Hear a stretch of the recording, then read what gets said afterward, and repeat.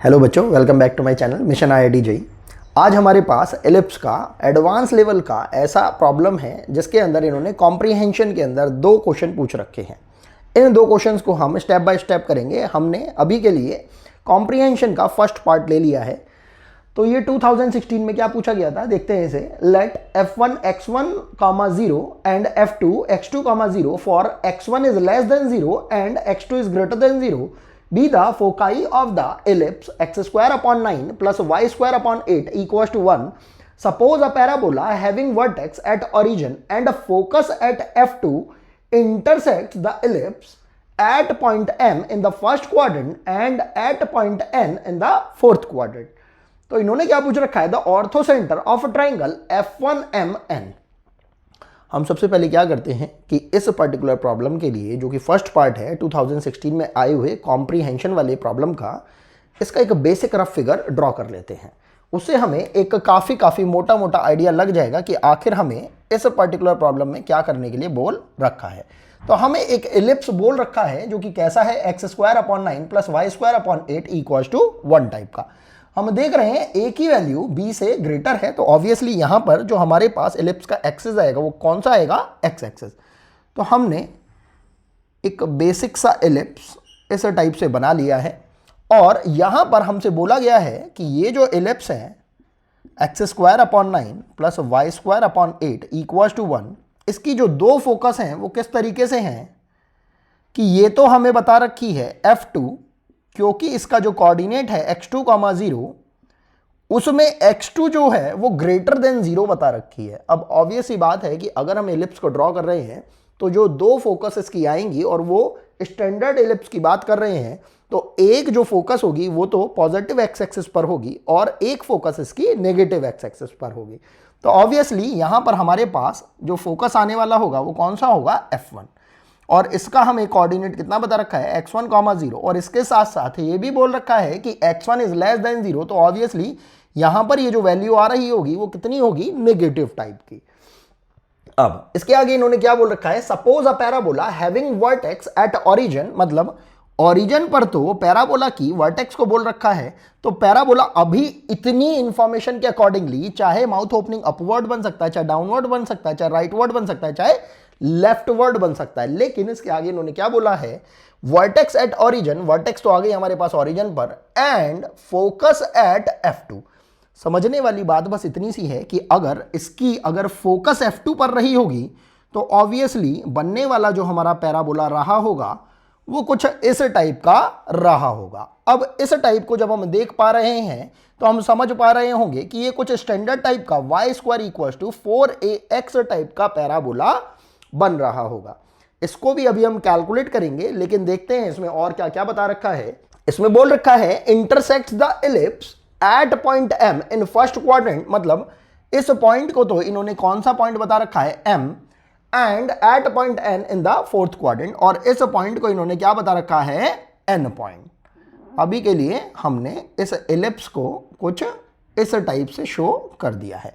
तो अब हमारे पास ये दोनों के दोनों पॉइंट्स आ गए हैं, और क्योंकि हम समझ पा रहे हैं एलिप्स भी जो हमें दिया गया है वो सिमेट्रिकल दिया गया है, एंड पैराबोला भी जो हमें दिया गया है वो भी सिमेट्रिकल दिया गया है। सिमेट्रिकल का मतलब दोनों के जो एक्सिस हैं या तो एक्स एक्सिस पर हैं या वाई एक्सिस पर है। वैसे वाई एक्सिस पर नहीं है, हम देख पा रहे हैं पैराबोला का भी एक्सिस क्या है, एक्स एक्सिस है, एंड एलिप्स का भी जो एक्सिस है वो क्या है, एक्स एक्सिस पर ही है।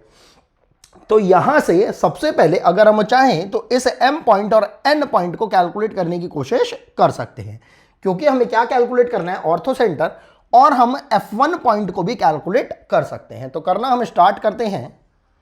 अगर हम f1 की बात करें तो f1 के कोऑर्डिनेट कितने हैं, x1 0, जो कि एक्चुअल में कितने रहे होंगे, ae 0, और वो भी माइनस साइन के साथ, क्योंकि x1 जो है लेस देन 0 है।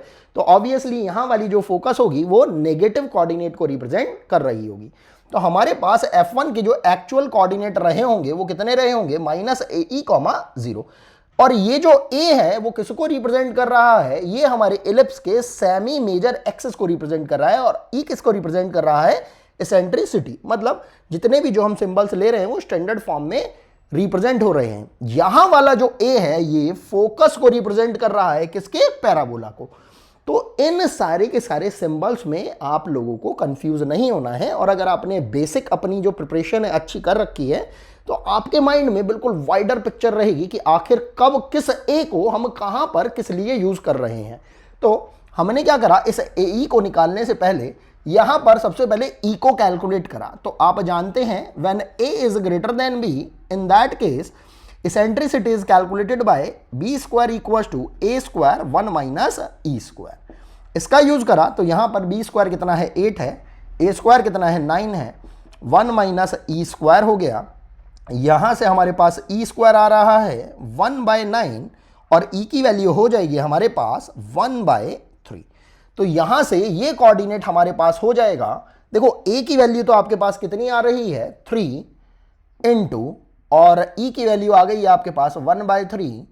तो एक्चुअल में आपके पास ये कोऑर्डिनेट कितना आ गया है -1,0।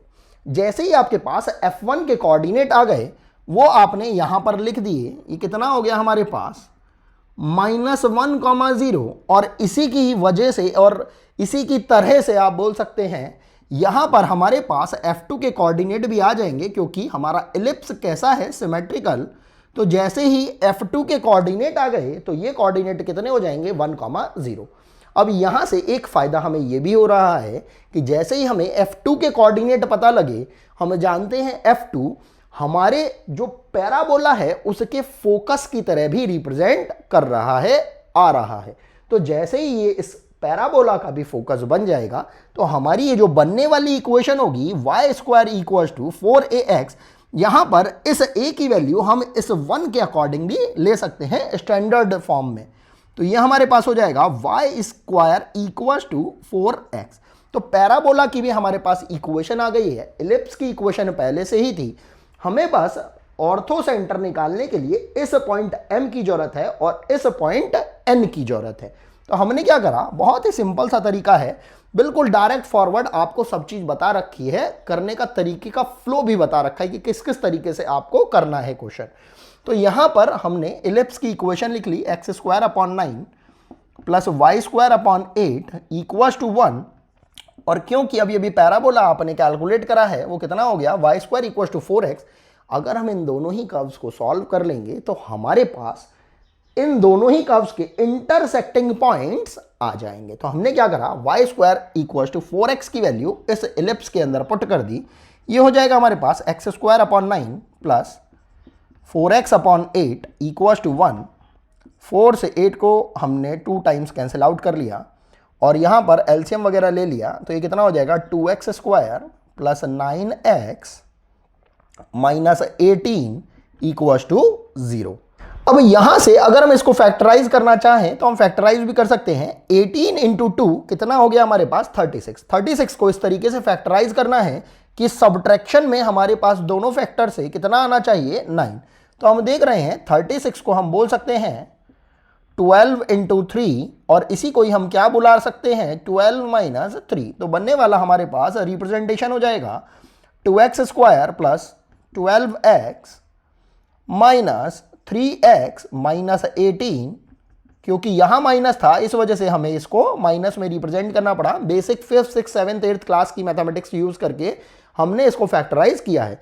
अगर ये फैक्टराइजेशन अगर हमारे माइंड में क्लिक नहीं कर पाता है तो हमारे पास ब्रह्मास्त्र रखा हुआ है, और वो कौन सा है हमारे पास श्रीधराचार्य जी फॉर्मूला, उसका यूज करके भी आप डायरेक्टली इसके कोऑर्डिनेट्स, इसके जो रूट्स हैं वो कैलकुलेट कर सकते हैं। तो यहां पर इसको और थोड़ा सा सिंप्लीफाई करते हैं। 2x कॉमन ले लिया, ये कितना हो गया x प्लस 6, और माइनस 3 कॉमन ले लिया, ये कितना हो जाएगा x प्लस 6। तो यहां से हमारे पास x की दो वैल्यू आ रही हैं 3/2 एंड -6। अब यहां से ये देख के हम समझ पा रहे हैं कि जो पैराबोला है वो हमारे इस पर्टिकुलर एलिप्स को दो जगह इंटरसेक्ट कर रहा है। ऐसा हमें इस पर्टिकुलर प्रॉब्लम के लैंग्वेज में भी बता रखा है कि first quadrant and fourth quadrant में ही इंटरसेक्ट कर रहा है। जब ऐसा हो रहा है तो हम समझ पाएंगे कि ये जो x कोऑर्डिनेट इन दोनों कर्व्स को सॉल्व करके आए हैं, तो यहां पर केवल और केवल इस पॉजिटिव वैल्यू को ही हम वैलिड बोल सकते हैं, इस नेगेटिव वैल्यू को एब्सर्ड वैल्यू हम बोल सकते हैं, क्योंकि -6 वाला ऐसा कोई कोऑर्डिनेट एग्जिस्ट ही नहीं कर रहा है इस पैराबोला के लिए, क्योंकि पैराबोला तो केवल और केवल पॉजिटिव एक्सिस के ऊपर ही भागा जा रहा है, दौड़े जा रहा है। तो यहां पर जैसे ही हमें ये बात समझ में आई तो हमारा x कोऑर्डिनेट कितना आ गया 3/2। अब इस x कोऑर्डिनेट का यूज करके हम y कोऑर्डिनेट निकाल सकते हैं। हमने यहां पर ही इसको यूटिलाइज करा लिया तो y की वैल्यू हो जाएगी हमारे पास ±2 इंटू √3/√2, ये हो जाएगा हमारे पास ±√6। यहां पर हमारे पास y की दो वैल्यू आ गई ±√6 अंडर रूट लगाने की वजह से, क्योंकि यहां से हमने इसे कैलकुलेट किया तो हम m के कोऑर्डिनेट देख पा रहे हैं ये कितने हैं 3/2 अंडर √6, क्योंकि फर्स्ट क्वाड्रेंट की बात कर रहे हैं। और जब हम n के कोऑर्डिनेट की बात करेंगे तो ये हमारे पास कितना आ जाएगा 3/2 एंड माइनस का √6। ये पॉइंट जैसे ही हमें समझ में आता है, हमारे पास m के कोऑर्डिनेट आ गए, n के कोऑर्डिनेट आ गए, f1 का कोऑर्डिनेट हमारे पास कैलकुलेट हो चुका है। अब बस हमें ऑर्थो सेंटर के ऊपर वर्कआउट करना है। सिंपल से समझने वाली बात बस इतनी है कि बनने वाला जो ट्राइंगल F1MN या F1NM होगा, इन ट्राइंगल के अंदर हमें इतनी बात समझ में आ रही है कि ये सिमेट्रिक फिगर है। सिमेट्रिक किस सेंस में, मतलब ये एटलीस्ट आइसोसेलेस टाइप का ट्राइंगल तो बनता हुआ हमें दिखाई ही दे रहा है। अगर हम फर्दर कैलकुलेशन करके देखेंगे तो शायद ये यहां से इक्विलेटरल ट्राइंगल भी बन के आ सकता है। खैर अभी हम उस कैलकुलेशन में नहीं जा रहे हैं, हमें बस सिमेट्रिसिटी का ध्यान रखना है और जल्दी से जल्दी प्रॉब्लम को सॉल्व करने की कोशिश करनी है। सिमेट्रिक ये इस वजह से भी हो रहा है क्योंकि ये जो m पॉइंट है ये n से इस x एक्सिस के कंपैरेटिवली इक्वी डिस्टेंस पर है। आप देख सकते हैं अगर ऊपर √6 डिस्टेंस पर है तो नीचे भी √6 डिस्टेंस पर ही है ये हमारे पास। और क्योंकि ये जो F1 पॉइंट है ये इन दोनों की जो इंटरसेक्टिंग जो लाइन है, या ऐसा कह सकते हैं परपेंडिकुलर बाइसेक्टर पर, MN लाइन के परपेंडिकुलर बाइसेक्टर वाली लाइन पर ये F1 पॉइंट है। तो ऑब्वियसली जो हमारा ऑर्थो सेंटर आ रहा होगा वो कहां आ रहा होगा, वो हमारे इस x एक्सिस के ऊपर ही कहीं पर आ रहा होगा। ये बेसिक चीज जो कि हम 9-10th के स्टैंडर्ड में सीखते हैं उसको अपने माइंड में रखते हैं और अपने इस प्रॉब्लम में और थोड़ा सा आगे प्रोसीड करने की कोशिश करते हैं, क्योंकि हम जान रहे हैं इस पॉइंट F1 से अगर हमने M और N के ऊपर अगर परपेंडिकुलर ड्रॉप किया तो वो यहां कहीं पर ही परपेंडिकुलर ड्रॉप होगा। अब हमें एक और परपेंडिकुलर चाहिए, चाहे वो M पॉइंट से हम ड्रॉप कर सकते हैं, चाहे N पॉइंट से ड्रॉप कर सकते हैं, इनके सामने वाली रेस्पेक्टिव साइड पर। तो उस लाइन के आते के साथ ही हमारा सारा का सारा प्रॉब्लम सॉल्व हो जाएगा। तो लेट से अभी के लिए हमने क्या करा, इस M से हमने एक परपेंडिकुलर ड्रॉप करा इस पर्टिकुलर लाइन F1N के ऊपर। तो जैसे ही हमने ये परपेंडिकुलर ड्रॉप किया तो इसको हमने इस तरीके से शो कर दिया। अब हमें चाहिए क्या क्या, अगर हमें इस लाइन को कैलकुलेट करना है, अभी के लिए लेट से इसका नाम हमने रख दिया A। तो अगर हमें MA लाइन अगर चाहिए, ये जैसे ही MA लाइन आ जाएगी हम उसका y कोऑर्डिनेट 0 कर देंगे तो x कोऑर्डिनेट ही हमारा ऑर्थो सेंटर का और कोऑर्डिनेट रिप्रेजेंट करेगा। तो अगर हमें ये MA लाइन निकालनी है जो कि परपेंडिकुलर होगी F1N के ऊपर, तो इतनी बेसिक सेंस हम लगा सकते हैं कि इसका जो स्लोप होगा, स्लोप ऑफ MA, वो कितना होगा -1 स्लोप ऑफ F1N के बराबर। क्योंकि दोनों लाइंस परपेंडिकुलर रहेंगी तो स्लोप के अंदर हम रिलेशन जानते हैं m1 m2 = -1। और क्योंकि पॉइंट तो हमारे पास पहले से ही है और लाइन की इक्वेशन निकालने के लिए हम जानते हैं कि केवल दो ही चीज़ों की जरूरत रहती है, एक पॉइंट और एक स्लोप, या हमें दो पॉइंट मिल जाए। तो ये हमारे लिए बहुत ही सिंपल सा हो रहा है। अब यहां से हम सबसे पहले क्या करते हैं, F1N का जो स्लोप है वो कैलकुलेट कर लेते हैं। हमारे पास स्लोप ऑफ F1N हो जाएगा y2 - y1, कैसे भी करके आप निकाल सकते हैं, अपॉन x2 - x1, और ये हमारे पास -1 था ही तो ये +1 हो जाएगा। इसका स्लोप हो गया -√6 अपॉन 3/2 + 1, ये हो जाएगा 5/2। तो 2√6 अपॉन 5, वो भी कैसा, माइनस का। तो यहां से हमारे पास स्लोप ऑफ MA आ जाएगा, ये इसके अपॉन में चला जाएगा तो ये हो जाएगा 5/2√6। तो हमारे पास इस लाइन MA का स्लोप आ चुका है। पॉइंट हमारे पास पहले से ही कैलकुलेट हो चुका है अब बस हमें क्या करना है, इक्वेशन ऑफ एम ए निकालनी है। तो हमने लिख दिया इक्वेशन ऑफ एम ए। तो ये कितनी हो जाएगी हमारे पास, देखेंगे y माइनस वाई वन मतलब √6 equals to slope of m a वो कितना है 5/2√6 इंटू एक्स माइनस x1 कितना हो जाएगा ये हमारे पास 3/2। अब क्योंकि हम जानते हैं इस एम ए वाली लाइन को हमें जब ड्रॉ कर रहे होंगे इतना समझने की जरूरत है कि ऑर्थो सेंटर जो होगा हमारे पास एक्स एक्सिस के ऊपर जब अवेलेबल होगा, तो अगर हम इस लाइन एम ए का वाई कोऑर्डिनेट अगर हम 0 पुट कर देते हैं तो यहां से हमारे पास जो एक्स का कोऑर्डिनेट आ रहा होगा एक्चुअल में वो ही एक्स एक्सिस के ऊपर हमें ऑर्थो सेंटर का कोऑर्डिनेट दे देगा। तो हमने इस y को जैसे ही 0 किया और हमने इसको थोड़ा सा और फर्दर सॉल्व किया y इक्वल टू 0 पुट करके, तो हम देखेंगे 2√6 जो है वो यहां आ जाएगा और ये कितना हो जाएगा 2 × 6 12 हो जाएगा। तो माइनस का 12 और अपॉन में ये 5 हो जाएगा इक्वल टू कितना हो रहा है x माइनस 3/2। इसको और थोड़ा सा सॉल्व कर देंगे तो x इक्वल टू हो जाएगा 3/2 माइनस 12/5, एलसीएम वगैरह ले लेंगे तो कितना हो जाएगा 15 माइनस 24/10। तो x की वैल्यू आ रही है -9/10। तो हमारे पास यहां से जब x की वैल्यू -9/10 आ रही है तो ऑब्वियसली अगर ये कोई पॉइंट यहां रहा होगा, क्योंकि हमने ये एक रफ फिगर बनाई है और हम ऐसा इमेजिनेशन करके चल रहे थे कि ये लाइन कुछ इस तरीके से ही जा रही होगी, लेकिन जब हमने कैलकुलेशन किया तो एक्चुअल वैल्यू मिली हमें और वो वैल्यू कितनी आ रही है -9/10। मतलब माइनस एक्स एक्सिस के ऊपर वो जो पॉइंट होगा हमारा कौन सा ऑर्थो सेंटर वाला आ रहा होगा। तो हमारे ऑर्थो सेंटर को अगर अभी के लिए हमने O मान लिया तो इसके कोऑर्डिनेट्स हो जाएंगे जो कि हमें निकालने हैं यहां पर -9/10 एंड y एक्सिस तो हमारा x एक्सिस के ऊपर 0 रहेगा। तो वो कितना हो जाएगा हमारे पास -9/10 एंड 0। और जो गिवन ऑप्शंस दे रखे हैं हम देख रहे हैं उसके अंदर पहला ही ऑप्शन हमारा करेक्ट हो रहा है। तो यहां पर हमारे पास इस पर्टिकुलर प्रॉब्लम का यही रिक्वायर्ड हमारा आंसर हो जाएगा। अब बात करते हैं हम अपने इस पर्टिकुलर कॉम्प्रिहेंशन के सेकंड पार्ट की। तो सेकंड पार्ट की तरफ चलते हैं। सेकंड पार्ट में क्या बोल रखा है इस कॉम्प्रिहेंशन के 2016 के एडवांस में, if the tangents to the ellipse at m and n meet at r and the normal to the parabola at m meets the x-axis at q, then the ratio of the area this much to area of the quadrilateral this much is which one।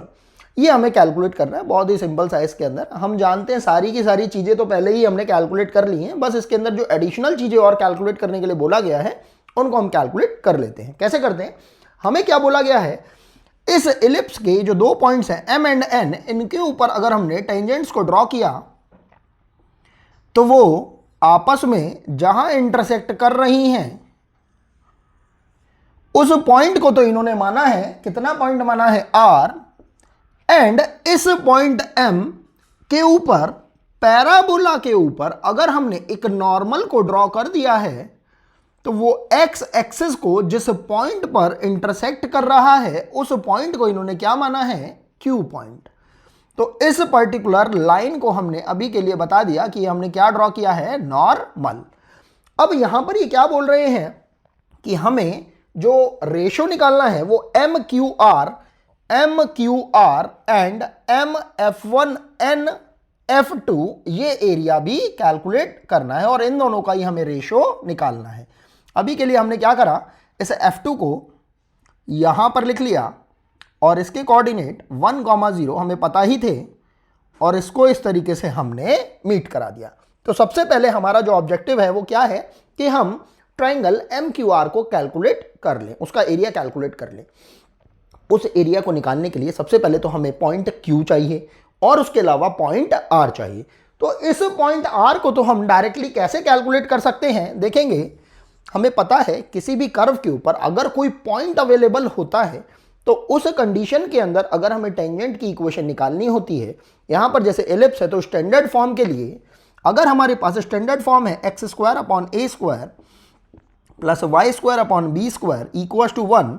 तो इसके अंदर अगर हमें tangent की equation निकालनी है कब, अगर कोई पॉइंट x1 y1 इसी के ऊपर, इस कर्व के ऊपर ही अवेलेबल और उसी पॉइंट के ऊपर हमें टेंजेंट निकालनी है, तो वो कितना हो जाता है x1 upon a square plus y1 upon b square equal to 1।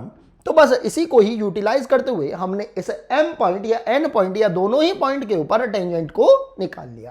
तो हमारे पास टेंजेंट की लाइन की इक्वेशन हो जाएगी, देखेंगे x इंटू y1, x1 की वैल्यू हमारे पास कितनी हो जाएगी, m पॉइंट के लिए 3/2 अपॉन ए स्क्वायर तो 9 है ही हमारे पास, y इंटू y1 की वैल्यू हमारे पास कितनी हो जाएगी, m पॉइंट के लिए √6 एंड b स्क्वायर की वैल्यू है 8। और यहां से ये हमारे पास टेंजेंट की इक्वेशन आ गई at point m of ellipse. अब यहां पर जैसे ही ये हमारे पास आ गई, हमें तो एक्चुअल में मतलब है अपने पॉइंट r से। वो पॉइंट r हमारे पास कब आ पाएगा, अगर हम इस टेंजेंट की लाइन को x एक्सिस पर इंटरसेक्ट करा रहे हैं, मीट करा रहे हैं। क्योंकि फिगर हमारी सिमेट्रिक है तो ऑब्वियसली m पॉइंट से ड्रॉ की गई जो टेंजेंट होगी एंड n पॉइंट से जो टेंजेंट को ड्रॉ किया जाए, दोनों की दोनों जो टेंजेंट होंगी वो पॉइंट r पर ही जाकर मिलेंगी। तो इसके अंदर हमें ज़्यादा सोचने समझने की जरूरत नहीं है। हम देख पाएंगे कि अगर हम इस टेंजेंट के y कोऑर्डिनेट को अगर 0 कर देते हैं तो यहां से हमें x कोऑर्डिनेट मिल जाएगा और वो x कोऑर्डिनेट एक्चुअल में r के कोऑर्डिनेट को ही रिप्रेजेंट कर रहा होगा। तो हमने अपने बेसिक कॉमन सेंस को लगाया और यहां पर y कोऑर्डिनेट जैसे ही 0 किया, हमारे पास x की वैल्यू आ रही है, देख पाएंगे हम 3 से 9 को हमने कैंसिल आउट करा 3 टाइम्स और ये पूरा का पूरा जो कंटेंट है ये हमारा 0 हो जाएगा y को 0 करते के साथ ही, क्योंकि x एक्सिस के ऊपर वो पॉइंट r आ रहा होगा। तो ये हो जाएगा हमारे पास 6। तो हमारे पास r के कोऑर्डिनेट हो गए 6,0। अब हमारे पास r के कोऑर्डिनेट आ गए। अब बस हमें q के कोऑर्डिनेट निकालने हैं। q का कोऑर्डिनेट कैसे आएगा, हमने m पॉइंट के ऊपर पैराबोला के ऊपर एक नॉर्मल को ड्रॉ किया है। तो ये भी बहुत सिंपल सा है। अगर आप ध्यान से देखें, हमने क्या करा, Y square equal to 4x की बात करी, क्योंकि पैराबोला के ऊपर ही हमें इस नॉर्मल को बनाना है। तो अगर हम इसको डिफरेंशिएट कर देते हैं, ये हो जाएगा 2y dy/dx इक्वल टू 4 और यहां से जो dy/dx की वैल्यू आ रही है वो कितनी आ रही है, 2/y। तो ये जो स्लोप आ रहा है हमारे पास, ये टेंजेंट का स्लोप आ रहा है एट सम पॉइंट p हम बोल सकते हैं अभी के लिए।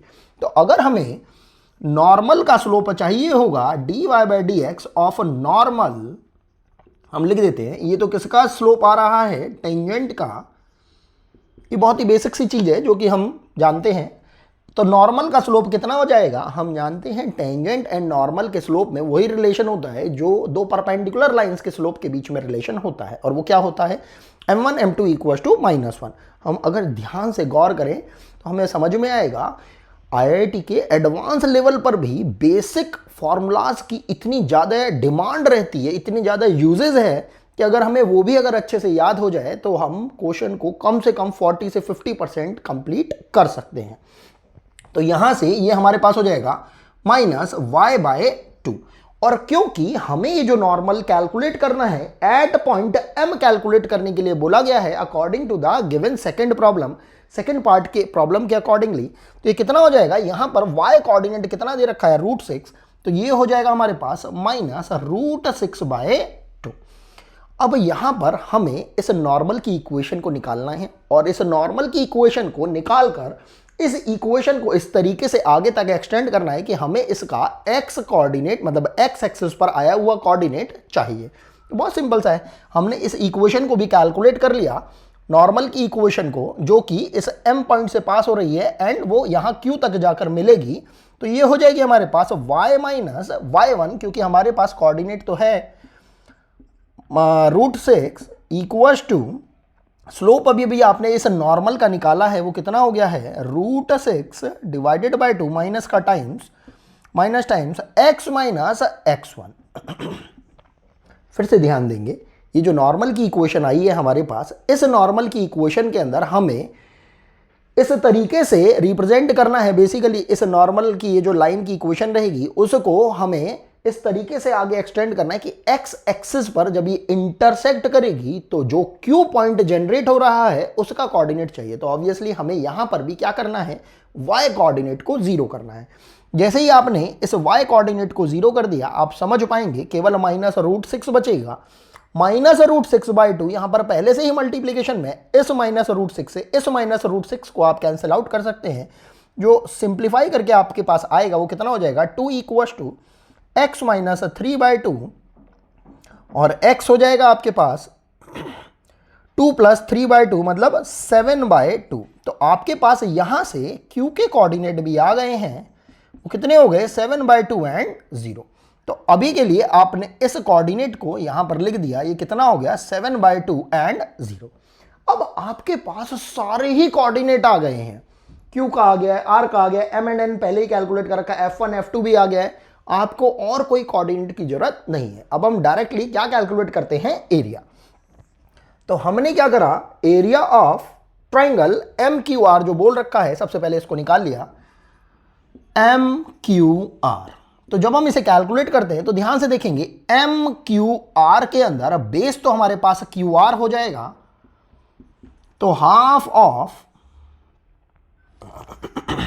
हमने इसका बेस निकाला, बेस कितना हो गया हमारे पास, r माइनस r के x का कोऑर्डिनेट माइनस q के x का कोऑर्डिनेट, तो कितना हो जाएगा, 6 - 7/2। डायरेक्टली हम देख पा रहे हैं, कहीं कोई दिक्कत की बात नहीं है।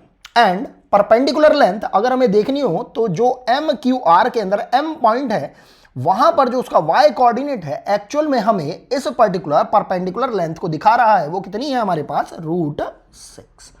थोड़ा सिंप्लीफाई कर लेंगे, ये कितना हो जाएगा हमारे पास, 2 × 6 12, 12 - 7 5, तो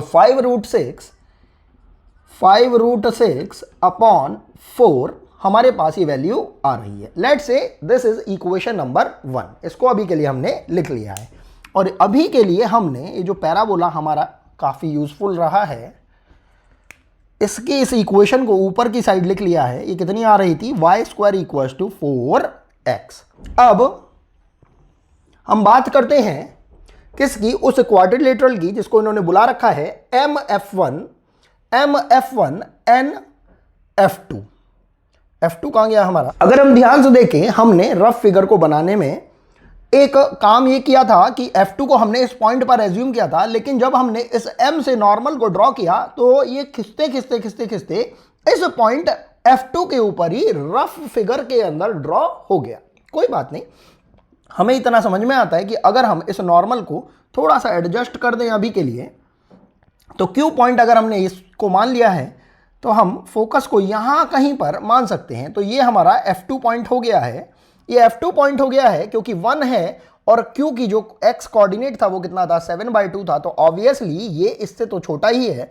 तो F2 हमारा Q से जस्ट पहले कहीं पर आ रहा होगा और हमने इस M पॉइंट को भी F2 से मीट करा दिया है। तो हमारा जो बनने वाला जो एरिया होगा वो कुछ इस टाइप का सा होगा। अब हमें इसको कैलकुलेट करना है, तो हमने क्या करा, MF1 N F2 को मार्क कर लिया है। अगर हम ध्यान से देखें, यहां पर ये जो फिगर बन रही है MF1 N F2, ये एक सिमेट्रिकल फिगर बन रही है। अगर हम यहां पर केवल ऊपर वाले x एक्सिस के ऊपर वाले पोर्शन MF1 एंड F2 को अगर कैलकुलेट कर लेंगे तो हमारे पास बिल्कुल सिमेट्रिकल इतना ही एरिया नीचे वाले पोर्शन F1N F2 का भी आएगा।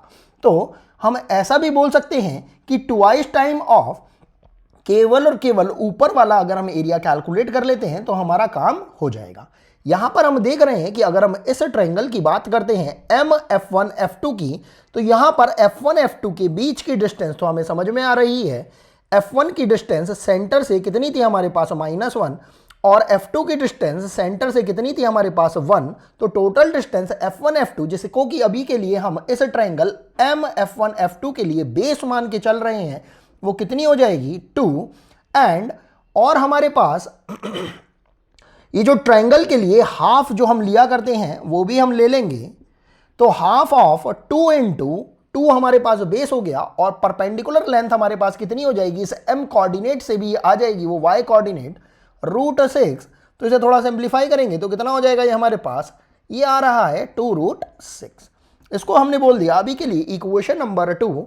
अब क्योंकि हमें इस पर्टिकुलर MQR का रेशियो निकालना है इस पर्टिकुलर क्वाड्रिलेटरल MF1 NF2 के साथ, तो ये हमारे पास एरिया निकल जाएगा, सॉरी रेशियो निकल जाएगा ये हमारे पास 5√6/4 एंड होल अपॉन इसका एरिया 2√6। तो हम देख पा रहे हैं कुछ कैंसिल आउट हो पा रहा है, √6 से √6 कैंसिल आउट हो जाएगा और ये जो 4 है अपॉन में वो डिनोमिनेटर में पहुंच जाएगा। तो हमारे पास रेशियो कुछ आ रहा है 5/8 और यही हमारा रिक्वायर्ड आंसर हो जाएगा। हम देखेंगे ये जो 5/8 है क्या हमारे गिवन ऑप्शंस में कहीं पर सेट हो रहा है। हाँ ये हो रहा है, ये हमारा सी ऑप्शन आ रहा है। जब हम इस पर्टिकुलर प्रॉब्लम को थोरोली चेक करते हैं तो हम देखते हैं इसमें एडवांस लेवल का ऐसा कुछ भी नहीं इन्होंने पूछ रखा है जो एक्चुअल में पूछा जाना चाहिए। जो एडवांस IIT ने 2019 में पूछा था उस जैसा इस पर्टिकुलर 2016 की प्रॉब्लम का कहीं कोई लेवल नहीं है। केवल और केवल बेसिक्स को अगर हमने अपने अंदर अच्छे से उतार रखा है, याद कर रखा, बाय हार्ट अपने मेमोराइज कर रखा है, तो आप देखेंगे ये क्वेश्चन हम बहुत ही ईजिली सॉल्व कर पाते हैं। हाँ कैलकुलेशन के लिए हमें बेसिक जो कैलकुलेशन है वो भी थोड़ी सी फास्ट करनी होगी। तो आज के लिए बस इतना ही करते हैं, मिलते हैं आपसे नेक्स्ट वीडियो के अंदर। अगर आपको वीडियो पसंद आए तो आप प्लीज़ वीडियो को लाइक करिए, सब्सक्राइब करिए और ज़्यादा से ज़्यादा शेयर करिए। अभी के लिए थैंक्स फॉर वॉचिंग।